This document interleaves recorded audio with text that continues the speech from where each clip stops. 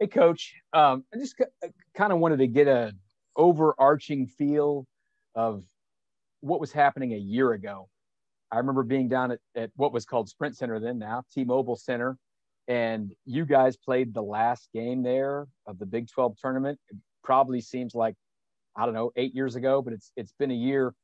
Could you take me back to that year ago and kind of what that was like, getting ready for a game and then not knowing what was coming the next day, and just kind of that bit? I don't think anyone at first knew the severity, and obviously none of us could have predicted it. Oh, okay, maybe we're going to shut down, but it's going to be a week, 2 weeks, then it was going to be Easter, and then it was going to be Memorial Day, and then it just, I don't think anyone understood what the dynamics of what the pandemic has done and how it's affected so many people's lives. At that time for us, I think it was so unknown. And, I try to stay informed and watch the news, and I knew a little bit, but it was funny. And we tried to keep the players focused on it, on the game. That was the most important thing. And we end up winning the game. And I think I mentioned this last week with the group. We went back, we were excited. We had our little dinner after. It's pretty late at night because we had the late game. And then the coaches, we started watching film and, talking about scouting report and all that stuff. And I remember going up to my room about 2 a.m. and, I turned the TV on and saw the stuff with the NBA. And as soon as I saw that the NBA had canceled game and they were sending people back on a bus to Utah, I knew we were going to be in trouble. And I called or texted our coaches and I said, "Did you guys see this?" Blah, and I said, "It's going to be interesting. We're going to have the game," because they told us we were still going to have the games, but no fans or limited fans. It just, the more you listened, the more you heard, the more you knew it was in doubt. And it just really, I don't know how to explain it. Just the eerie feeling, the unknown of unknown. And then we got a text from Gene Taylor and Casey Scott, our administrators, and said, "We need to meet coach." And we were in the middle of a scouting meeting with our players. And then they came in and said, "Hey, we're sorry, but right now it looks like the season's done, and we got to just keep everyone safe." And so and a year later we still have issues, obviously, but I'm amazed we made it through the season. In our case, we just tested now this morning. We'll have to test again tomorrow, obviously, and Wednesday. But we get through that game. We'll have all our games in that were, which I never thought would happen, to be honest. So, kudos to our medical staff here on campus, Luke Sauber, Matt Thomason. Dr. Gorel's done amazing work from Lafine, not only with our university, but with the Big 12. And now I think he's even involved with NCAA baseball. So, nothing's still normal, but to our players' credit, our staff, our medical staff, that, we've made it through it. Was there any time in the summer or the fall or in the last month or so where you thought you guys as a sport wouldn't get to this point and be playing, tournament games and actually looking like the NCAA tournament is going to be good to go? When we came back in the summer, it was so limited, 3 guys, mass, 4 guys, whatever, couldn't let anyone in, couldn't really be around them. We were all just the unknown. You're afraid of unknown. And you just, even into the fall, but I didn't, there's been 2 or 3 different times I thought like our league hit a big, stalemate where we had a bunch of games canceled. Other leagues have done it. I always thought there was a chance that, that this might not go through. I know the NCAA, they need it to happen. I mean, we all need it to happen. The schools do, the athletic departments need it to happen. And they've worked very hard to give us a chance. And I just hope the best teams are able to play. That's the part you worry about. You saw it in the Missouri Valley tournament. I think it was Northern Iowa had a positive and had to cancel a game. You just hope the best teams are able to move forward, so you have somewhat of a true tournament where you got the winner that should be the winner.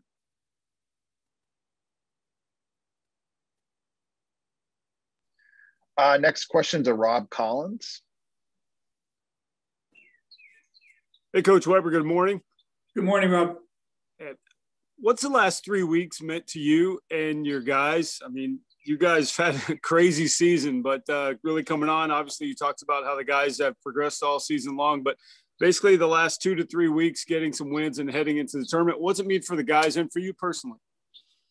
Well, I think it's for our players. I'm just really, really happy that because all along with all the different things we've dealt with, as a staff, we've had to continue to be there for them, to help them, to be positive. I kept giving them hope. I kept told them they're improving. I said, if you keep doing the right things, we're going to win some games. And I'm just happy they were rewarded for their diligence, their hard work, for their staying focused and never quitting. It not only helps now but for the next season, to give them a feeling, hey, if we do these things, we're watching film yesterday. Our defense was big time on Saturday. We got shot clock possessions. We had, we did it, and it's been like that for, like you said, the last 2-3 weeks. So it gives them something to build on. And, it just, you always give people hope. We're all dealing with it right now. And, you're hoping that things are going to open up. You hope the numbers, but you don't know until, more people get the vaccine. And so it's just the same thing with our team. We kept giving them hope, kept giving them love. And then finally, they were rewarded and got some wins. And I hope we have a good focus and mental state going into the game. We were together yesterday about an hour and a half, and just, hey, this let's do something special here as we continue to finish the season and reward yourself for your hard work. You're going to have a lot of time off. It's been a hard season. It's been tough on everyone, but keep coming, keep battling, and hope some special things happen. All right, Coach, thanks. Good luck Wednesday. Thank you. Next question to Kellis Robinette. Hey, Bruce, I don't know about you, but it seems like the wildest thing about the Big 12 tournament is that Oklahoma is the number 7 seed. Kind of shows how deep this league is. Is this kind of show to you how wild this tournament could be, how the results could shake out? Yeah, there's no doubt. We were talking about Oklahoma yesterday. We were talking about Ohio State in the Big Ten. I think they were, I might be wrong, but I think they were 7th in the ratings last week, and they're 12-8 overall. I think it's just the whole country that things haven't been normal, and there's such great balance. Our league is really, really good. A few years ago when all 10, I really thought at one time all 10 could have been in the NCAA tournament. I knew they weren't going to do that, but I think it was the year we had, 4 in the Sweet 16, 3 in the Elite 8. I think it's similar, probably. Obviously, the depth at the end, probably not quite there, but we got a lot of good teams, and we're going to have to do it. But in the tournament, but I really believe, we could have multiple teams go deep into the tournament. Our coaching, the talent, the defense, the philosophies. I think it's the best conference, but obviously we got to back it up in the tournament. Well, what is it about TCU in their matchup that always seems to make you guys have such close games with them? Don't know. I guess it's just similar styles. it's just, I'm not sure what it is, but I think I said it after the game the other day. You go through the scores recently, and they've all come down pretty much to the end. Even the game at TCU last year, it was close. It ended up 11 or something, or 10. But going under 4, it was a 2-possession game, and then they made some free throws, and we didn't make plays down the stretch. But you got to anticipate that. Hopefully, last year we jumped on them, if you remember, at the tournament. I think we were up 25-8. They made their run, and then it went back and forth. And it was a game where, and last year we had so many games where it came down to the last 4 minutes, and it was great for them. Mike made some big plays. Great for our guys to, finally come through. Ironically, then it's the end of the season, but that game was very similar to the game at TCU this year, where back and forth, and then we made the plays at the end. Hopefully we can do that again. And I know you're not hoping to be in the situation, but if something came up where you had to have both DeJuan and Selton on the bench at the same time, who would be the next option at the 4? It's probably, Luke has been playing before. He played a little bit of 4 the other day. Surrey would probably be the option. Okay. Depending who they play, we could play big. If they got a couple kind of more power forwards, if they have those guys out there, we could try, go big if that's a possible option. Okay. All right. Thanks. Good luck this week. Yep. Thank you. Next question to John Kurtz. Yeah, Bruce, I know you've talked a lot about the defense and how improved you guys are there. If you were to point out one other thing besides defense that you guys are the most better at right now than what you were previously in the year? Oh, we're playing way harder. I mean, it's not even close. I don't think they understood how hard they had to play, and then you had to experience it and the level of, the play in the league, and they've grown with that. And then I really think, and I know we don't score a lot of points because we don't make shots, but I really think we move the ball much better. We have some possessions where the ball gets we get the sticky fingers, but I think overall, when we have the group in there, with Selton having 7 assists the other day, and he even had a couple that led to free throws. So he had, that's one rule I loved about international FIBA basketball. If they make one free throw, they get an assist, because a lot of times your best passes lead to shots where they foul you underneath or layups, whatever. So, but we moved the basketball much better than we did early in the season, and that's important. Looking back on the last time you guys played TCU and getting that win, what was it that worked so well for you guys? Just in reviewing that, and how can that carry over to this matchup? We got to defend like we did. We got to limit their second chance points when they beat us at our place. If you remember, they got way down, came back, had it within, I don't know if it was at the end, it was 3. I think another couple times we cut it to 2 or something, but they got those rebounds, those second chance points. And some of the other guys really hurt us. If you look at the stats from this last game, we not only did a good job on limiting Nimhart and Miles, but we also really limited the other guys. And that's when you ask what we've improved, I think that's something that we've done a way better job early in the season. We're having guys coming off the bench, getting career highs, getting 10 when they're averaging 2. And I think that'll be a key in the game also. Appreciate it, Bruce. Thanks. Yeah. Next question to Ryan Black. Hey, Bruce, how you doing this morning? Very good. Thank you. Well, hey, I just want to ask about just how much better are the spirits there around just the practice facility and things, just with the way you guys ended the season as opposed to what it was like in that long slog during the losing streak?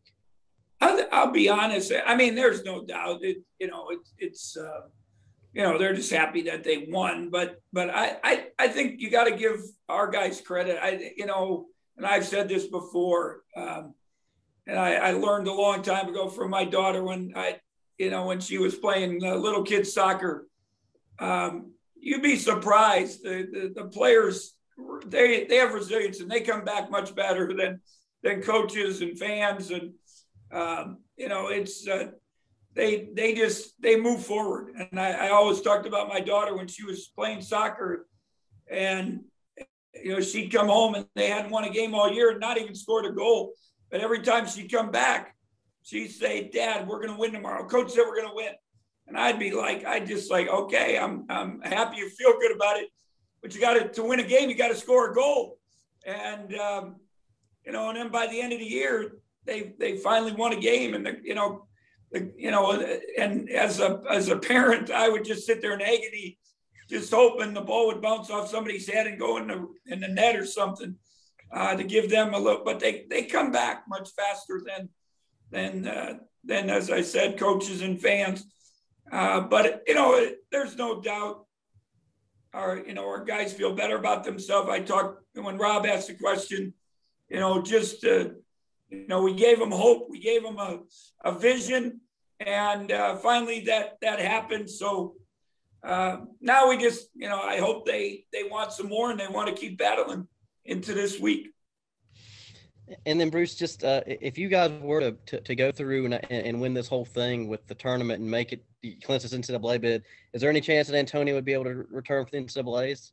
I just have to see how he does health-wise, how he's making progress. So then we'd see. So, but it's a big dream, a big goal. Mm-hmm. It's happened. Craziness has happened before. I joked after the game with Wyatt and Stan, maybe we'll start making every shot. So who knows? You never know.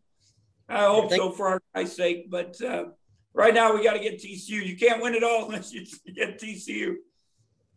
Thank you, Bruce. Appreciate it. Next question to Tim Fitzgerald. Hey, Coach, you just mentioned that the players being youthful or more resilient. How difficult has this year been for you and your staff? Well, I think it's not only the just the unknowns. Every day is a challenge. It's so hard. Because I just wake up and what text message, between the COVID, the contact tracing, the injuries, Luke Sauber and Luke were in the training room the other day and they called me and right before practice and Luke goes, "Coach, I got to talk to you." And I, "What?" And he goes, "Well, maybe you should come down to the training room." And he said, "Luke's sitting here and his foot hurts again." And I said a couple cuss words and, and then they both started laughing and he had a little bunion on his foot, but they just wanted to just mess with me. And I appreciate the joke, but I didn't, at the moment I didn't like it. And that's how it's been. I mean, it's been all year. You just kind of get numb to it, make the best of it. And just, as I said, just keep trying to help the players. That's the most, it's about the players. And you got to give them credit. There's obviously, not in men's side, but there were obviously women's teams that opted out. There's players that have opted out. And this has not been an easy season, but they've continued to come every day with a good spirit. And they've made it easy on us because they've been coachable. They have improved. I told them a few weeks ago, I don't want the season to end because I'm watching their improvement. I think the best could be yet to come, but again, I felt that way, to be honest, because practices have been better when we have enough people. The sad thing, even our coach Southwell had to opt out. He's hurt now, so he can't even help in practice anymore. So we're just plugging along, trying to survive, and hopefully that'll be this week. Win and survive and move on. You're down to two guys who have played in this arena, an NBA level arena. How good of a opportunity is it for all these young guys and newcomers to experience T-Mobile and see what it's like in that kind of house? Well, I think it's great. Everything they've gone through, I've told them this whole year, use this is, and this life, use every opportunity, use every day. There's so many unknowns, so many things that can happen. And again, use this. This is a special experience to be part of. Obviously, it's we talked about the Kansas game where you don't have the fans, and it's a special atmosphere. The Big 12 has always done a great job with the tournament, the fan support, the environment, the atmosphere of Kansas City. They're not going to get to experience that, but they are going to get to have the experience of being part of the Big 12 tournament. And hopefully they're excited about it. And we have play at a real high level here to finish the season. Thank you, Coach. I appreciate it. Thank you. Next question to Grant Flanders. Hey, Coach. So we know Antonio and Monty are obviously out. Is there anyone else that will be unavailable for the tournament, as you know now? Not right now. I'll wait for calls this afternoon. So we'll see. Carlton still has had some issues, his back, his knee. He actually got in practice last Thursday for the first time since that TCU game. He's kind of, when Casey went down, I talked to Carlton during that game last week in Surrey, and just got to be ready. And, they might, who knows, we did stick Carlton in against TCU 2 weeks ago. One of them might have to step in and help us. And they, make the most of their opportunity. Then obviously with AG and Monty injured, and then it does make you do small ball a little bit more. So what are the pros and cons? Like, what do you like about small ball, and what do you kind of wish you had with your big guys still healthy? Well, we've done it all year. I mean, this is not something new. I mean, we have Antonio was gone for 21 days. Monty's been gone for a long time. So, we've had to deal with it off and on. So at least we've experienced it. I kind of joked the other day that, I've had to, redo the offense, revamp the offense. I can't tell you how many times during the season, because of all the different, guys missing, the changes, the injuries, whatever. So we've been here. We have some packages, small ball. We have some packages, other, playing with a little bigger. Last time we played them, Antonio was there the first time he was not. So it's just, we played small ball in that game, and we played bigger at times. So the big thing is just, to me, is the rebounding. I think that'll be a key, especially second chance opportunities. But we got to do a good job getting rebounding, especially in gut check times of the game. Last thing I got, what's the schedule? You get down to Kansas City tomorrow, I'm guessing? Yeah, we had to do a PCR test this morning. And then we'll practice this afternoon.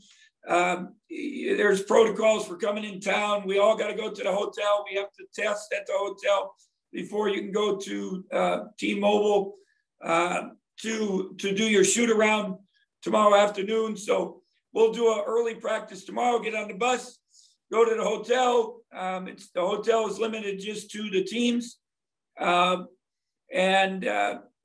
Isolate after the test and hope everybody's okay. Go shoot, then have our nice dinner and do our scouting report like always. We've got a little shoot around. They have a couple of gyms that are designated for shoot arounds on Wednesday, and then play at 5:30. Thank you, Coach. I guess last thing I do want to ask is, who's got the scout for TCU this game? Coach Southwell is saying, I mean, you keep your scouts. They divide them up and they keep them. And he had it the first two, and he has it this time.